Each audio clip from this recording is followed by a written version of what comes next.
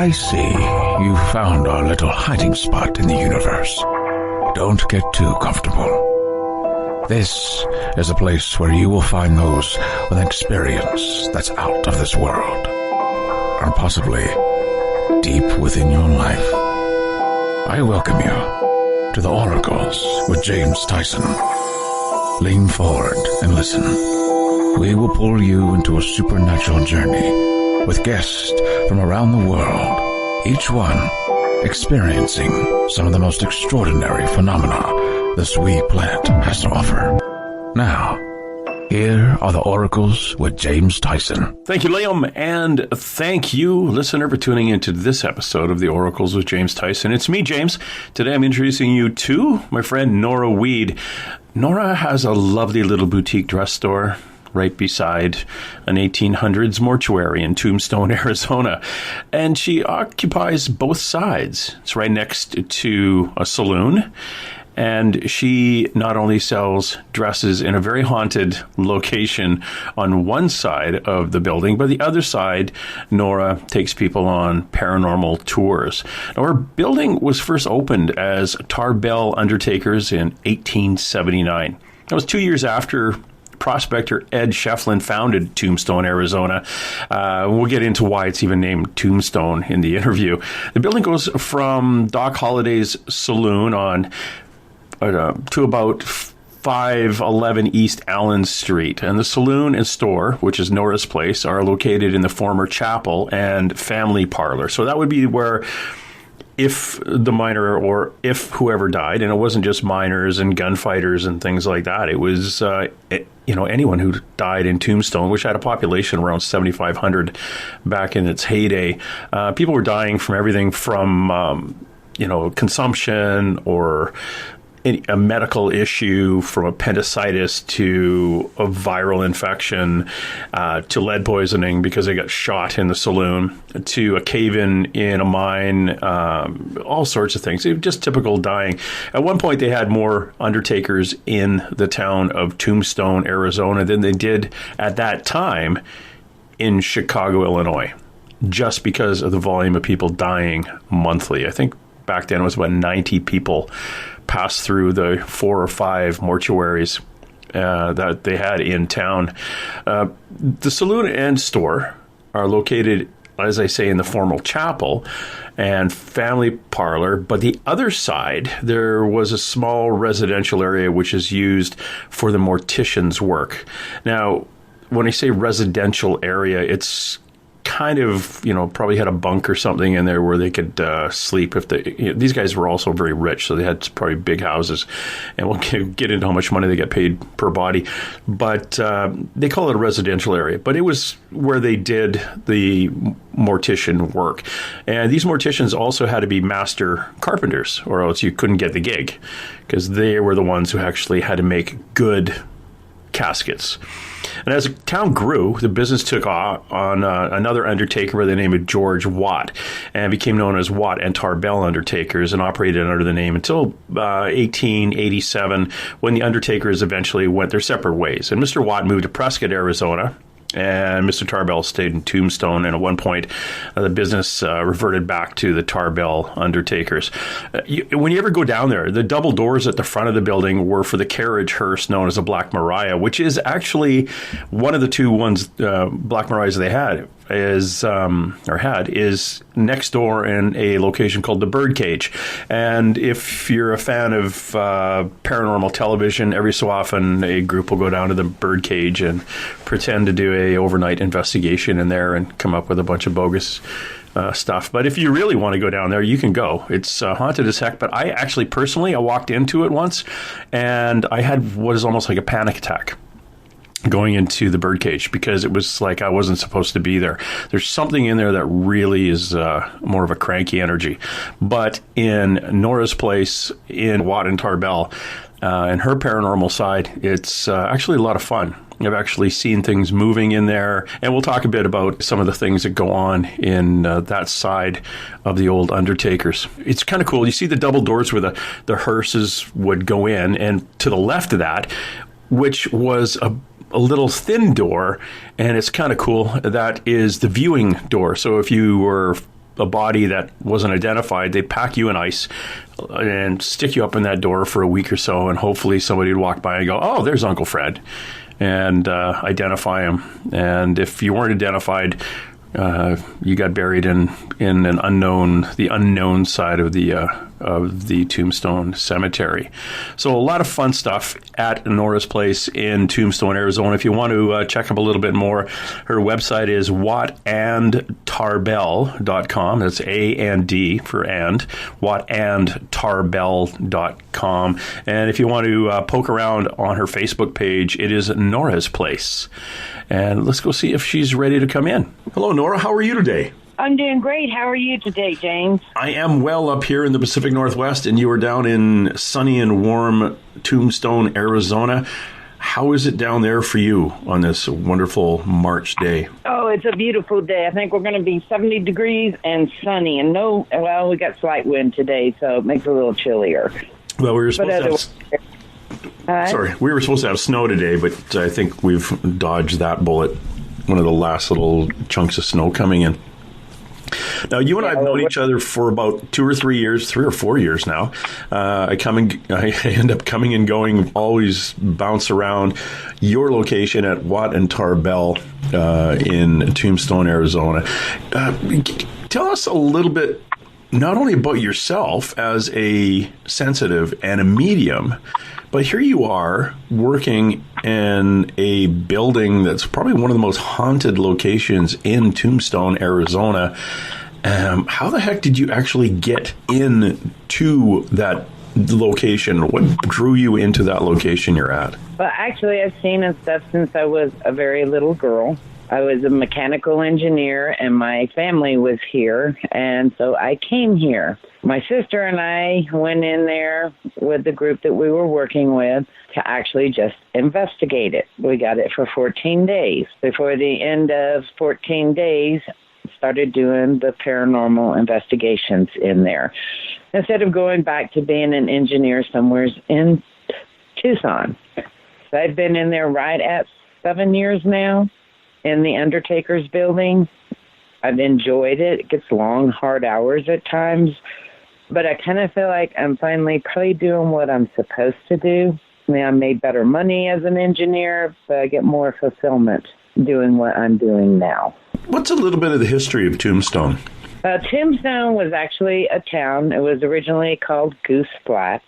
There was a gentleman that was actually a scout out at Fort Huachuca, which is about 27 miles from Tombstone, and he would come out here and he would look for gold and silver. His captains would always tease him that all he was going to find was his tombstone, meaning he would be killed out here because of how violent it was. Right outside of town, he actually found the very first vein of silver right up on top of the ground. And he called that the Tombstone kind of as a joke because he started mining it. Our town actually changed its name in honor of Ed Schieffelin because he made Tombstone one of the largest cities this side of the Mississippi. And that's how we kind of got our history. And everybody knows about the OK Corral gunfight. That probably is what's made us more famous than anything, when we have a lot more than just a gunfight. Yeah, you do. And in my experience in Tombstone itself, the buildings that I kind of poked around in, and even the place I stayed, the San Jose house, which was like the first boarding house back in the day, it's a lot more. The working function back in the 1800s of Tombstone is a lot more than just a gunfight that lasted about 5 minutes. But that is the famous part, the old OK Corral, which is sort of still there, even though there's a fence, I guess, through part of it. And it's some of the place the shooting was as a park, but it's close. The little reenactment is close to where it was. But when you start poking around the buildings and getting to talk to the local people about their history, Tombstone's a lot of fun, but a really dark place. You had more morticians, I think you told me, than Chicago did back in the day. Oh, yeah, we sure did. We had 6 full-time morticians in our town. Our town's population was truly about 7,500 people. So that's going to kind of tell you how violent our town was. And that was pretty true with any of the old mining towns. You know, you had a lot of theft, a lot of greed down here. So we had to have a lot of morticians to take care of that. Yeah, and the one of the things I think it was funny, you were telling me that to be a mortician back in the day, you had to be a master carpenter. Yeah, because you had to build those coffins, whether it was just the plain Jane or the fancy ones. So you had to be that above and beyond anything else. The rest of, the embalming portion, you could actually learn. I'm sure you had to also be able to have a pretty strong stomach at the same time. Oh yeah, I could imagine that, and they got paid quite a bit too, didn't they? Especially if you weren't if no one identified the body, didn't they get paid by the state for that? I actually got paid by Cochise County. I got paid $20 to actually take care of the body. It actually cost $143 to take care of the body from the embalming process all the way to the graveyard. So, they would have been able to also try to sell like your horses or whatever you had of value to try to recoup that. But then they would go a step further because they would put you in a viewing coffin, kind of pack it up with ice. And a lot of people look at me when I say that. But yes, we did have ice back then. I'm sure that it was probably more like the dry ice, and the ice factory was actually on Tough Nut, almost right behind our building. So for us, it wasn't that hard to get the ice. And then they would pack it up around the body to kind of keep it a little bit cooler and prop it up in front of what they called viewing doors. And they would leave them there for 10 days, praying that somebody walking through town would see that body and come in and give that body a name. Yeah, and that's kind of cool. If you ever go to where Nora is in Tombstone, Watt and Tarbell, and you're standing on the street looking at the front of the door, on the left, to the left of where the Black Mariah would go in, the opening, there is a slim doorway, which is about 2 feet wide and tall. It's all glass. That was your viewing window, wasn't it? That's correct. Yeah, and they would roll the body up there and just prop her. So if you did, your husband had been gone, or your wife had been gone for a bit, and instead of filing in your missing persons report, I guess you'd take a walk by all the funeral homes and see who's propped up in the windows. Yeah, I'm pretty sure of that, but I'm not even sure if they had missing reports back then, to be honest with you. Yeah, that was it was very common because I do genealogy for my family as well, and it was very common for even husbands or wives to decide they just didn't like their husband and haul off with somebody else and just leave a whole family. Or that's what the husband told everybody. And don't dig in the garden. Yeah. Nora, you've got some interesting guests that are no longer living that kind of poke around your place. Tell us what Watt and Tarbell was at the time for Mr. Watt and Mr. Tarbell. Who were those guys? Mr. Tarbell is the one that actually was originally there. Our building was there before we were known as Tombstone. It actually opened in 1879 as Tarbell Undertakers.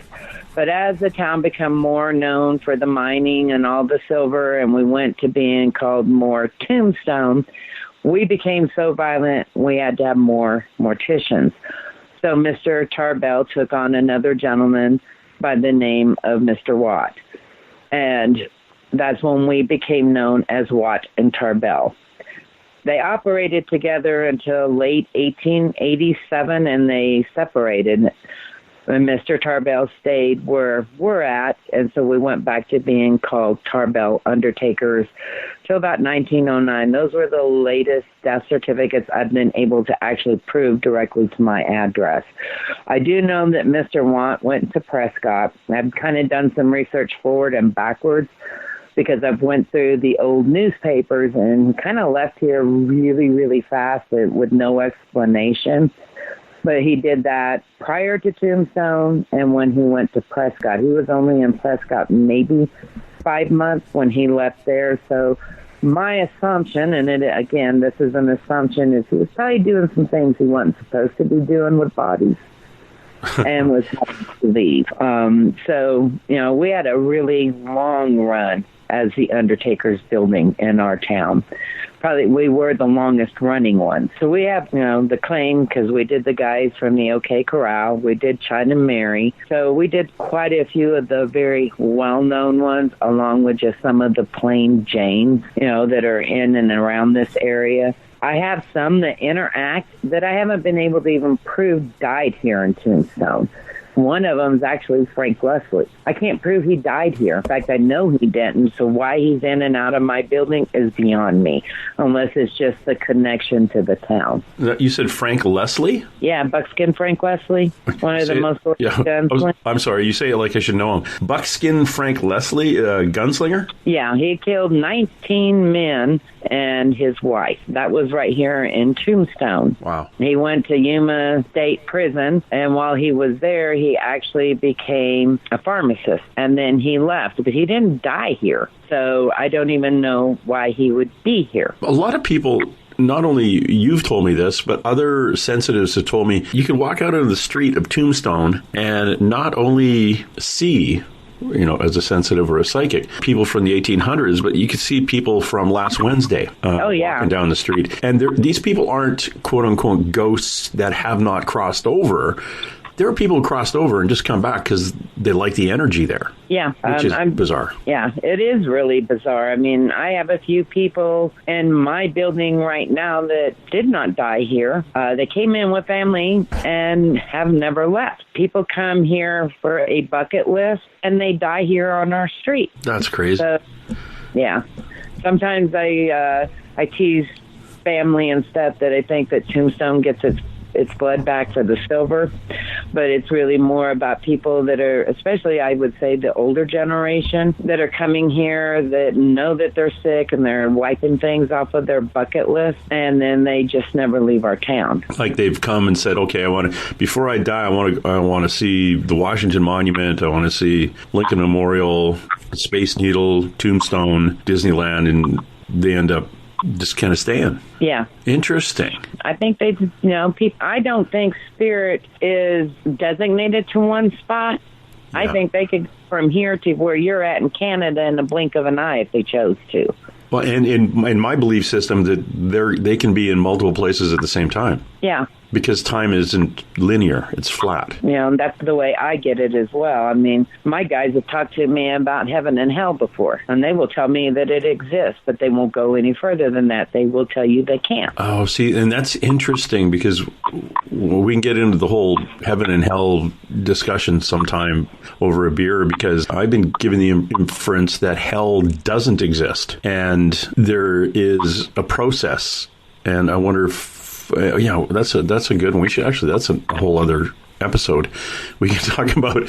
But what I'm fascinated with the people that are there, and like my mother is standing right beside me right now, and she's also can be sipping a glass of wine on the porch somewhere back in the 1970s, exactly at the same time as she's going to a local bar back when she was 25 in the 1940s. And now she's crossed over, of course, and she can do that. But I don't believe somebody who has not crossed over has that ability to travel. I did accidentally bring home a guy from the battlefield, 17-year-old kid killed day 2 of the Gettysburg battle. I brought him home to the west coast of Canada with me. But it was really interesting afterwards, after I got told this by multiple mediums saying, holy crap, you got this 17-year-old kid. He wanted to come back and see the boats on the coast. And I checked about 2 weeks later, said, so is he still around? And I said, no, he went back. I said, well, first of all, I brought him out. So if he connected to my energy and came out, I could understand that.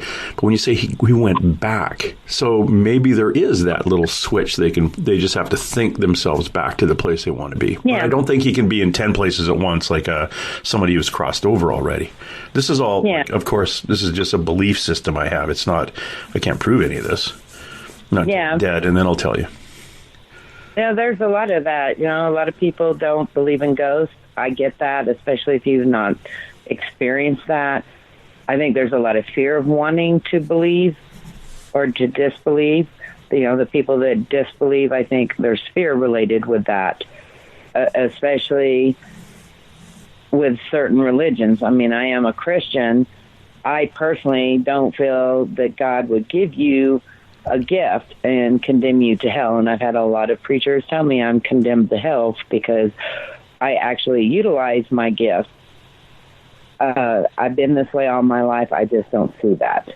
Yeah, I agree. I've interviewed some people who are demon hunters, and they're just people who do paranormal investigations and try to push ghosts out of people's houses. But because of their religious beliefs, all ghosts to them are demons. It's like, yeah, and I don't calm down.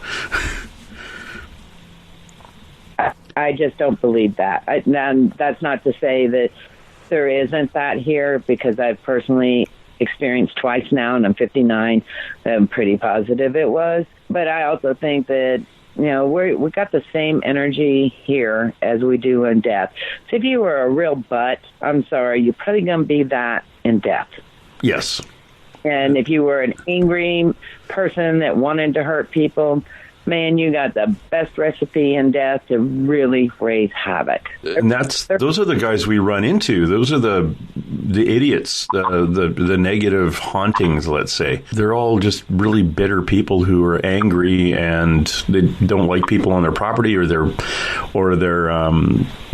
pissed because they're dead and they want to drive everybody else nuts, or they want to push everyone else away. It's you know, it is. Those are the awkward negative ones. Do you get those guys in your location? Yeah, you can, just because of what Tombstone is. I mean, they can hop on like they did with you and walk into a building that isn't like that. I always tell my guys very often, remember that love is the greatest thing in the world. You know, I play my gospel music in there. I have my Bible in there. I started trying to say that toward the end of my night as I'm closing, and that's usually like my 8 o'clock. But if I'm doing a private, at the end of the practice, I will tell them that I want them to remember that I wish them the most love and the most peace. I actually have one from the other night when I said that. One of my guys goes, "Yeah, we know, just like Jesus, because you're always telling us that." But I think that if you raise that building level to let them know that you wish them nothing but love and peace, that it actually brings more peace to your building. And I have found when I've had to help break negative energies as a Reiki Master, that when I, you know, as a mom and a grandma and a great-grandma, when I come from that kind of a love, that if it's a negative energy and they don't want to feel that, they ain't sticking around. Yeah. Now, and you do have some interesting interactions there. I remember you, at one point a couple of years ago, you put you had like a shared lease come in. These guys wanted to open up a shooting gallery. Correct. And tell us about that. One day there was a box of ammunition sitting on the table, and what happened to that? Yeah, he actually did it in the very, very back of my building on the side I do the investigations. And he was coming in a lot when I wasn't there. My guys see that as my building because I've been here the longest and I do things different. And him and his brother were back there doing the rebuild for the paintball. And they didn't think he was supposed to be there. And they didn't like him in there when I wasn't there. Those boxes weigh about 7 pounds. Mm-hmm. And the couple sitting behind their back.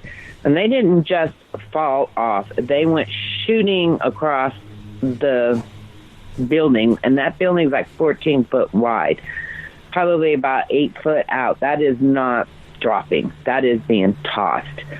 And Tim called me and told me that I needed to come up there. And I was like, dude, I work 7 days a week.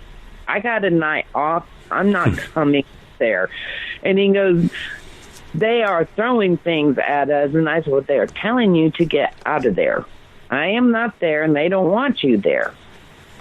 And they actually left. It got so bad that he actually took all of his rebuilding equipment and put it on the side that I have my store so he could rebuild there. But where I go in between from my store side to where I do the investigation, We have a door that does like the bar door. It swings back and forth both ways. And I would be sitting there, and you would see my door open where they could kind of look where he was at, and he would say, Nora, you need to get your guys. They are harassing me. Those guys aren't there anymore, are they, the humans? No, they left here in December of this past year in 2019. So, no, they are not there. There's a difference in my building. It was like, okay, we got it back to the all-female energy in here. And I think that they prefer the female energy. You know, I've been in there for 7 years. I look at things different. I react to them different. My daughter is empathic. She doesn't necessarily like this. So they will bang in the morning when she's in there, and she kind of cusses them out because she hasn't had her coffee for them to knock it off. She's actually done it with me a couple times, and they will call her not a very nice name when she comes in, and she'll go, yes, I know that's what I am, but don't mess with me in the morning. Mess with me during the day, but not in the morning. Not before I had my cup of coffee. We're talking to Nora Weed. She's the operator of Watt and Tarbell in Tombstone, Arizona. Watt and Tarbell is one of the, I think it's the last remaining of the 5 Undertakers that you Correct. guys had in town there. And if you're ever in Tombstone, actually, please go to Tombstone. It is one of the most fascinating places in North America. It's historic, and it's just a wonderful little, I don't want to say ghost town because it's quite active, both with humans and with ghosts. But it's a very, very interesting snapshot of American history. And you'll be fascinated. You'll be fascinated. It's a wonderful little location, and not the big tourist trap you may think it is. It's not. It hasn't been Disney-fied. Heck, I went to what is that place? The Winchester Mansion. Yeah. Yeah, it's been Disney-fied. Before you walk in, there's this huge area where you buy souvenirs. And I was talking to one of the ladies that worked there, and she goes, oh, yeah, we had a guy actually come from Disneyland. He used to work there, and he set this up. I went, yeah, you can't tell. Everything was a T-shirt this and a key fob that and a bottle opener, and I just went on and on and on. But Tombstone is not really like that. There is still operating businesses there.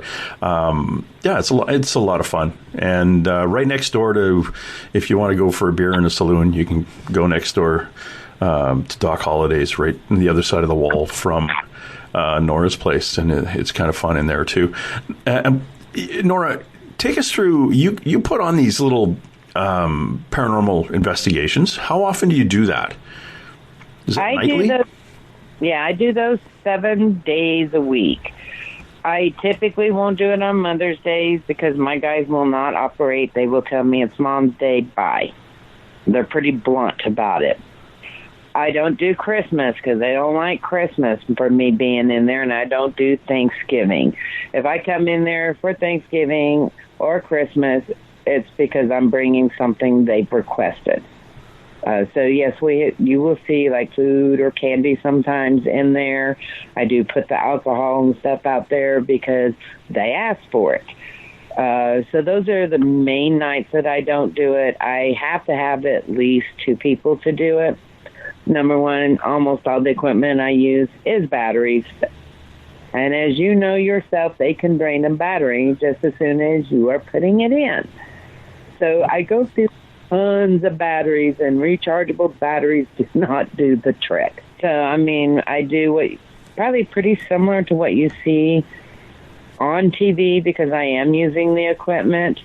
I do give them the history of my building. Some of that does involve a little bit of the town history because it does intermingle. As an engineer, I'm giving you really good information on how the equipment works as well, because there are a lot of paranormal investigators that really do not even understand the equipment. They don't even understand how easy it is to get false readings. And I think that if you're going to be an investigator, especially if you're not working with somebody that is sensitive, you're going to be getting stuff that is truly false, and you have no clue it's even false. And well, how do you? Give me an example of some equipment that you have, and what maybe people should know about using it in your experience as an engineer and as a paranormal investigator. Well, one of the ones that I rely on personally is going to be the millimeter, whether it's the one that you can buy for pure ghost or a pure electrician's millimeter, because many people have no clue how high levels of electricity can affect you. You get people that are in these places that, especially like the older homes in the basements, or even some of the newer homes, how they're placing electrical all in one area. Electricity can make you think you're seeing things. It can make you think that you're feeling something coming up behind you. You can hear things, and that's the way the electricity interferes with us. So for me, that is one piece of equipment. The other would be like your K2 meters, because they pick up the electricity. But a lot of people, they'll say, oh, well, that's an EMF meter. Okay, well, what do you guys know about EMF? Yes, that's an electromagnetic field that is coming off of electricity and different types.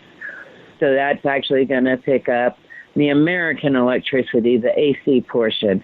It also picks up the DC portion, which the majority of the other countries utilize. But it also picks up RF, which is a radio frequency. Our cell phones are radio frequencies. So if you got your cell phone too close and you're running an app, and say it's up in your pocket and you're kind of holding that K2 up, it can pick that up if that app reaches out. Or if you're taking a picture and you're holding it, it's going to show K2 hit. I've actually used the Ovilus 5 and been holding my K2 when that Ovilus is starting to give us words. It's setting those K2s off because there's so many batteries in that Ovilus 5 that it is actually a false reading. And you see that a lot on TV, unfortunately, when they're holding that piece of equipment and the words are coming and they're asking and then the K2 is going off. That's truly a real false reading because it's that Ovilus that's setting it off. And many of those guys don't even acknowledge that. Oh, yeah, they won't because it's TV. And we can get into those guys later and their shenanigans at the birdcage down the street from you. One of the things I found with having a cell phone in your pocket, and I recall even realizing this at work, or a guy standing up at a lecture hall with a microphone. Your cell phone will cycle every so many seconds, literally looking for the closest tower. It's constantly searching for a tower. Well, that, you go to a concert and you could actually hear that coming out through the speakers, and the fellow doing the talk would be looking around going, what's going on? You get this interference. Well, it's because it's his cell phone in his pocket and he's got a remote mic or he's got a cordless microphone and it's picking it up. Well, it's the exact same thing that'll happen when you've got your meters and you got your cell phone in your pocket. Every few seconds it'll move, and you think, oh, I wonder what that was. Maybe we'll just stand over here. Oh, it's done it again. Well, yeah, it'll keep doing it, and if you time it, it's exactly the same seconds apart. It's because of your friggin' cell phone, buddy. But, people see this stuff on TV, and they think, oh, we should buy one of those because then we can talk to a ghost. Well, calm down. That's not how it works. But it's fun. It's I honestly, my biggest thing is if you don't have a psychic on your paranormal investigative team, why show up? Why you've got a 20-room house or building and you're going to walk around to every room and say, hey, is anybody here? Is anybody here? Well, have a psychic with you who walks in the door and says, okay, they're all going to meet you in the room at the end of the hall on the left. That's it. You don't have to walk anywhere else. That's where they are. It's crazy. And I think each group should have more than one. Yes. Number one, a lot of people think, oh, well, I got a psychic with me. I'm going to get something. You know what?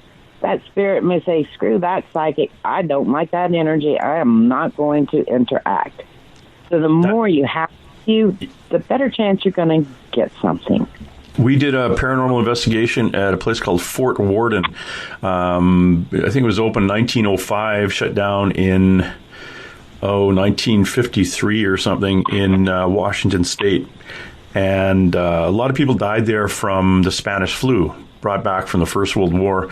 American soldiers back to Fort Worden, which was kind of isolated back in the day, and they died there at that location. Well, we must have had 5 psychics out of the 15 people on the team. And some people would get something from this place, and others would get it from that place. So, and of course, if you have a number of psychics, you defer to make sure everybody's got a notepad and they're writing the stuff down, and kind of look at them when you only need guidance and see what they wrote down at the end of the day and match it all up and say, hey, you guys did all see the same thing. That's kind of cool. Or you did identify the same person coming through. That is really neat. Or you're verifying information that other people have gotten or the history of the place. Yes. My sister and I actually did a lockdown at John Slaughter Ranch a couple years back. And I was running the store with my mom. My sis and a bunch of them went down there. So I got there right at dark. So I didn't even get to go in and hear Fred and his wife kind of give the history. Well, when I get there, I'm going into a building with no electricity. Yes, it's got a lot of pictures with a lot of the history, but you're not seeing that when you're running a flashlight and watching the ground and you're running your cameras in and out of there and running the electricity up from, probably 1/8 of a mile from down below, trying to get the electricity in to run your cameras. And I'm telling my sis what I'm picking up. I didn't realize how accurate I was until they went in there in the morning to dismantle, and I actually got to take the time to sit there and read the info. And, when we still haven't been able to give Fred and them everything, because we actually went in several different times. And, man, the stuff that we got there was amazing. Even with the grid and stuff that we were videoing, I've got things I've never seen happen before. But you get different things when you're going in there totally blind. And that's the way everybody should go. I get people that, we got to do this history, that history. You should do it after the fact. But that's my belief. And just for the listener who doesn't know who John Slaughter was, Texas John Slaughter, he was a lawman. He was a bit of an adventurer back in the 1870s and settled in the Arizona territory. And yeah, he was quite the lawman for, what was it, Comanche County? Is that what you would say? No, it was for Cochise County. He actually came here. Okay. Was actually our marshal here for a while, but prior to that, he was also a Texas Ranger. Cool. Usually Texas Rangers at that time were a ranger till death. So even here, he was probably still considered a ranger. He was quite ruthless as well. He owned the biggest ranch. Part of his ranch was also in Mexico. So even Pancho Villa and all of them came to his ranch. He actually did come here with somebody that was wanted. The judge told him that they were going to hang him on Monday. This was on Friday. He'd been away from his ranch for a while, and he wanted to get home. And he asked the judge in our courthouse here off of Tough Nut, so you're saying you're going to hang him on Monday, correct? And the judge goes, yeah, we sentenced him to death. He actually stood up, pulled his pistol out, and shot him and says, well, I'm going home. I don't have time to wait till Monday. So I kind of tell you how ruthless he truly was. Jeez. Yeah, he's hung people on his property there because he just wasn't going to waste time. They were wanted dead or alive, so he hung them, then brought them in. Jeez. Yeah, he was, Pancho Villa actually nicknamed him the Wicked Little Gringo. Oh, yes, he did. Yeah. And he was wicked, but he also had a good heart. I mean, he did save an Apache girl. Probably should have thought about that, because at that time frame, if the natives left them for a reason, it was usually because they felt that they were wicked. My little girl is very wicked. That was one of the first things that I picked on. up on when I went there. She really hated everybody with the exception of him. I mean, she even told his wife, when I grow up, I will kill you. Okay, that's a little awkward. Yeah. So, you know, but it was kind of showing he does have a kind heart at the same time. He probably should have left the little girl alone, but he wasn't going to let her just stay out in the middle of nowheres and die. So he brought her home and raised her as his own, but she was in a fire. So, you know, he did have that kind side. You know, even those that probably we would consider evil, even in today's, they still have that kind side. It's just how much do they reach for that kind side? Yeah. Yeah, he did. And he liked the Apache to a point. He used to allow them to harvest his cattle as they needed, because he knew they were going to wipe them all out. He just, take a steer once in a while if you're hungry. You know, I got a bunch of them. Yeah. Well, that also kept his homestead safe. Yep. Yeah. Interesting history you have out there in Arizona, young lady.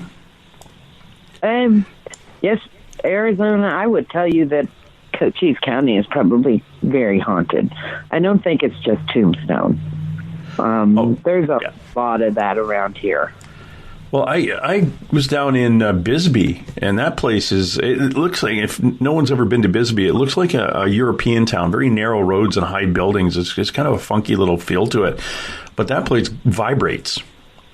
Well, so does Tombstone, but it's got a vibration that's like busy. It's like busy, even though the streets, I was I think it was there on a Sunday, the streets were pretty well dead empty, but the place just felt like you were in Times Square. It was busy. It had a busy energy to it. It was just a really fascinating place. So the energy in that place, and I'm guessing that, I think it was a hotel there I went for lunch at, and it was haunted as hell. Like you could feel stuff all over the place. Sorry, what was the name of the hotel again? Copper Queen. Something Queen? Yeah, Copper. Copper. You just broke up there for a second. The Copper Queen, that was it. Beautifully laid out, linen, tablecloths, and the whole bit. And it had that hustle and bustle feeling, like it was very, very busy when there was only like 5 people there. It's just wonderful. Did you go to where they have the little bar that has the little veranda that goes out? No. Hold on. Yes. Is it like almost on the ground floor? Yeah, it is on the ground floor. Yes. Yeah, I did. And when you're coming in, you can go to the left, and it has this hallway because it takes you to the restrooms. But there, you can see into the entrance of their kitchen back there. There's a gentleman back there that really does not like women. Oh, really? Yes, I picked up on that when I was going in to go to the restroom, and then we were going to go and eat. And I kind of just stopped with the person I was with. It was a male, and he goes, "What are you doing?" And I'm like, "Yeah, there's a man back here that really don't like women." And it gave me kind of the EBGBs as I was walking. That's the only reason that I stopped. It was like, yeah, don't mess with me. I would not want to be a woman working in that kitchen, just saying. Jeez. Now, let's beam us back up the road to Tombstone again. You have a number of interesting buildings in your area that are active. You put on a lockdown, a bit of a lockdown every night, but every month or so you put down a real long one? Yeah, we're trying to do it like every 3 months because, I do know the owner of Doc Holliday's, which is also the extension of the morgue, because that whole building at one time was the morgue. So we'll do like 2.5 hours in my building, kind of on the side that I do it, and let them kind of walk around in there, not just sitting around the table. And then we'll take like a 30-minute break where I bring out coffee and snacks and stuff to kind of wake us up after being in the dark for 2.5 hours, because that's a long time. And then we'll go over and spend 2 hours at Doc Holliday's, kind of walking around that one and interacting with the spirits that are in that side. And they get a lot of activity there, and a lot of people don't even realize it unless they're just really observant. They've gotten some really good pictures from tourists that have just snapped pictures in there. People that, if they're watching the pool table, will see the balls do things that they're not supposed to do. They have wine glasses. Sometimes it'll just shoot out and drop to the floor. They've had their trash cans turned upside down when there's nobody in those bathrooms. So, they get activity. So we'll go over there once in a while. Then I have a friend that has like a shotgun house, one of the original ones, and Kim allows me to have access to that on and off. And I've talked to a few of the other business owners here that have told me that if I wanted to do theirs, then I could go and talk to them if I have enough people and bring them in with me to do their building as well. So I'm trying to get it where people that don't typically get to do ghost stuff in those buildings, trying to work it where I can offer that after hours as well. Okay, that sounds actually like a pretty good system that you've got going there. It's kind of using both sides of the wall, more or less. Of you've got your group over here, and then you can take them over next door to Doc Holliday's. I didn't know Doc Holliday's was part of the original morgue. That's kind of interesting. I could see that now when I imagine walking into your front door. There's not a lot of room in there, so I could see having to, have another chunk over there. Did the morticians actually live on premise, or did they live in a house and then they come into work? They did have like a little small area, but I believe that was the main lady of our building. Her name is Edith. She probably lived and died there. But Mr. Tarbell had his own home here. I know the person that owned Mr. Tarbell's house. They've recently sold it. And then I am sure Mr. Watt also had his own home. I haven't been able to place that because both of those people had 13 and 14 kids. That's no place you would raise that many kids. Yeah, you wouldn't want to raise more than 2 kids inside of a mortuary, if any.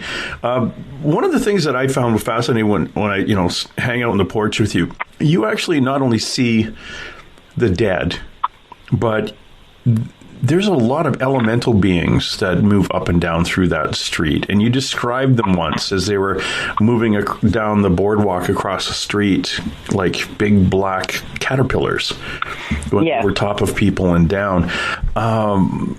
Why do you think Tombstone, I have my own theories, but why do you think Tombstone is such a good location to actually see these things? Not only, again, the dead, those who have crossed and those who haven't, and elementals like these giant caterpillar-y things. Personally, I know a lot of people think that it's the minerals under our ground. I don't think so. I also know that this area is very sacred to the natives. And you see a lot of really weird things here in the skies if you're here any length of time. I haven't really looked to see how the different lines of interact and intersect into this area. But, people come here. There was a lot of deaths here. That was not just on the white side. It was also the native side. You have Council Rock in the Dragoon Mountains not far from us. So I'm not so sure that some of it doesn't have to go back to the natives that were here and probably what was here prior to our natives. And then you have the things that you're seeing in the sky. So I just kind of think it's a hot spot in general. Do I think that it ties to the mineral? I don't know that I believe that because there's other places across our world that has the same minerals that are not like Tombstone. There was a lot of death here. I've always leaned towards the mineral side of thing, the quartz and the silver in the ground, and solar loading, which is the sun energy being absorbed by that, and that being something that a spirit can tap into to become visible. But you're right about the weird stuff in the sky. I took some photos September when I was there. One evening I took some photos of a hotel on a corner. You have two hotels on a corner, kitty corner to each other. And I was taking a picture of the one in the southeast, and there was some light came over top of the building as I was taking the photos, and it was only in the photo. There was no other. I got this thing, and it's like a blurry blue, and I don't know if it was, did I take a picture of a ghost standing on top of the building looking down at me, or was it behind it in the sky? It's really, really hard to see. I actually posted it on my Facebook page, asking for some input on it, because it definitely wasn't there. And I took pictures of it again, and took 2 or 3 pictures, and there was nothing in the other pictures. It was just this one, maybe 1 or 2, and it moved from one point to another. It was a really, really interesting glowing blue thing. In May, when I'm down there, I'll show you the pictures and see what you think about it, or send them to you. It's a fascinating location. Now, you've got, you have a place called the Birdcage, and I want to get into a little bit about the Birdcage and your location and all the shenanigans that people seem to come to Tombstone to do. You've got a lot of like satanic-y, witchy kind of, I shouldn't say witches, because a lot of the witches I know are actually pretty cool, but some really negative energy humans show up to these places, and they goof around with the dead. And I think that happened at the Birdcage a while ago, and they ended up bringing something in that's up. Is it Watt and Tarbell's Black Mariah, their hearse? Is that in the Birdcage up on the stage there? Yeah, that's the big Black Mariah that sits up on their deal. That actually did belong to our building. Mr. Tarbell purchased 2 of those. I don't even know that they realize that, because I've done a lot of my own history search. He paid quite a bit of money for those from that time frame. Paid $8,000 a piece for those. Jeez. That's a lot of money in 1881. But it has 6 ounces of 24-karat gold on it and 1 ounce of silver. So, that is the reason we have those 2 doors, because he would have brought them in to protect them. A lot of people, he just wanted to keep them black. Yeah, no, he was protecting that gold, silver on them. Yeah, so you don't have to be a miner if you got a knife and walk up to one of those things and scraping gold off. Holy cow. Yeah, I heard that there was something negative up behind that thing now as a result of some shenanigans, some witch, and I want to keep saying witches, but more of a satanic group. And we're doing a bit of some kind of ritual up there, and it brought something through. Yeah, I've had people that have done both of mine that don't like the Birdcage and say that there's negative. And, we do get the mediums that come here from all over the world. And I've had some of them that have become very close friends that refuse to go back into the Birdcage. The last time I was in there was a few years ago. It was with my daughter.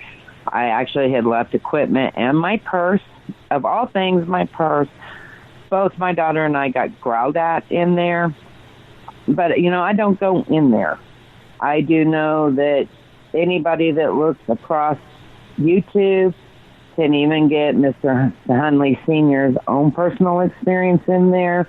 When somebody took the Ouija board, he won't allow certain things to go in there. But truthfully, when you're bringing people in and out of your building doing this, if you don't have people that really understand what they are doing to understand what is good and what is not good, you're inviting that.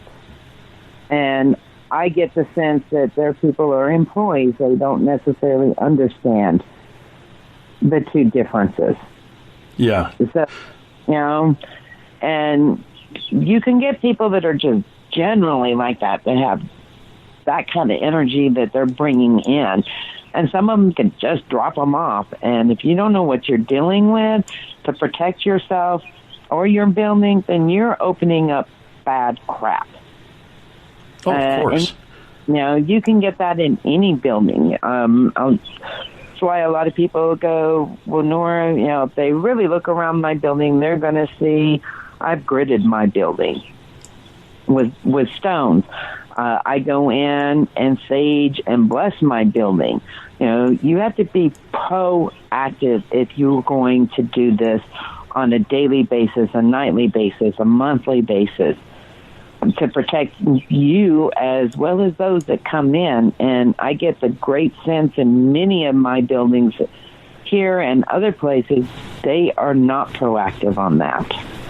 Yeah. I walked in, I think I told you this, I walked into the birdcage because I was going to do the tour, had money in hand, going to finally, because the first time I went in there, I ended up chatting with somebody on the boardwalk and never did get in. And then I went in, walked in the door, and I got inside, I looked around, and I started getting goosebumps on both arms. And it was almost like I've never really had a full-on panic attack or something, but it made me sick. So yeah. I was like, yep, can't go. And I walked out the door. As soon as I hit the boardwalk outside, completely fine. Yeah. Walked back in again, stomach started to flip, walked back out, completely fine. I said, yeah, I'm being told by a number of beings that are around me to get my ass out of that building.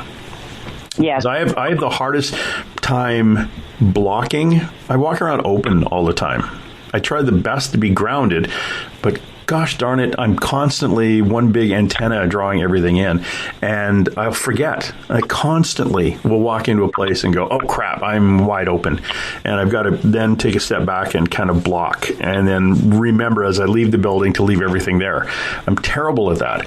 And I most likely walked into that building with all my antenna and my welcome signs up, and my guides, my protectors are like, get your ass out of here. And see, I'm totally the opposite. I'm closed. I have to personally really work about being open because of my past as a kid. Shutting down and blocking is my number one strength. See, and that's what I've always been bad at that. That's why, I'll bring things, I'm bringing stuff home all the time. When I'm conscious of it, I shut down. I block, and I do my little meditation as I'm leaving someplace. It takes literally seconds to basically say, hey, you guys, thanks very much for letting me in here, but you're not welcome back. This is your place. It's a nice place. I'll come back and visit, but you're not coming home with me. Yeah, literally that kind of that quick. But in my head, it comes out a lot quicker. And sometimes I'll just even ceremoniously, I will just wipe both hands. Yep, I'm done. Everything's here. Off we go. Because I have brought things home. I've had guys standing at the foot of my bed from paranormal investigations, staring over top of me. And I was like, okay, I totally forgot to clear myself as I left. But that place, I was being yelled at to leave. You are not coming in here. And I think it's awkward. I've been getting a lot of people that are sensitive and truly know that they're mediums that have been telling me the same thing. And it is typically more there than any place else. Yes. Because I've been into almost every building in the old part of Tombstone, including the courthouse, and where the gallows were. I didn't feel anything like that at all. Now I do on the gallows at night. I won't go down to that area at night. There's something not really nice there at night. So, and I won't go there at night. There are certain places I will not walk at night here because it changes. Oh, you have different energies coming through. Yeah. Than you do during the day. Interesting. Yeah, the building right across from Schieffelin Hall, that building, I won't walk past it at night. I get the EBGBs. I feel evil there. Yeah, not walking there. What did you call that? It was across from Schieffelin Hall? What was known as the Bella Union. I don't get a good vibe off of that building either. There's several locals that feel the same way about that building. The locals here we get people come here, oh, there ain't no such thing as ghost. Yeah, give me 3 months and then come back and tell me you don't believe in ghosts. Some of them is not even a week, and they're like, okay, we just had this weird thing happen on the house that we just bought. It's, yeah, I didn't think you believed in ghosts. Yeah, well, we're kind of rethinking that. Because I don't care where you go in Tombstone, you're going to, if you do not believe, stay in this town. Stay in this town and give it some time. This town will show you that there's something else here. Okay. So now I'm going to have to go back. Now, the Bella Union, that's the Adobe Lodge Hotel? No. It was a restaurant. And like I said, it's directly across the street from Schieffelin Hall. It was a steakhouse. I don't know the owner of the building. I've had locals that told me that the reason it is shut down is because of something that happened when he was shutting down. Like I said, I don't know who he is. I've never met that gentleman, so I don't know if the local rumors are true or not. I just know how I personally feel when I go past it. We did Schieffelin Hall, and I kept being drawn to one of the windows there, and I was telling a couple of people when we were outside smoking, I just don't feel good about that building. I get that there's something evil there. Now, whether that's demonic or just an evil spirit, who knows? And not giving it a chance. And you and I discussed, regular spirit can be evil too. What do you call, what is your belief of demons? What do you think they are? Fallen angels, for me. That's what you think? Okay. I am a Christian, so I personally felt something and dealt with something at Eastern State Pen, got the pictures of it, and it is black with wings. I truly believe that was demonic. Nobody will ever convince me I was the one that said no, that it was not a kid, and I was the one that got attacked. Okay. I do believe it's there. Now, does every building that has bad things happen to the people in there, do I think that it is a demon? Like I said, I believe that regular humans can be that evil as well. If you were that evil in life, I'm sure you were that evil in death. Yeah.